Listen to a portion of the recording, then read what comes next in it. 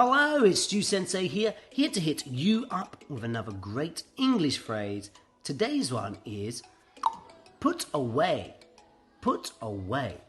So the phrase put away means to tidy up. That's right.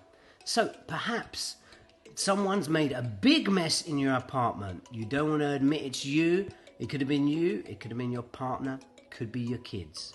But you definitely need to tidy it up because it's looking a mess.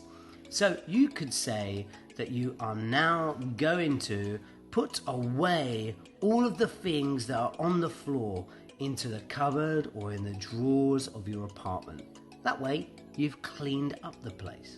Okay?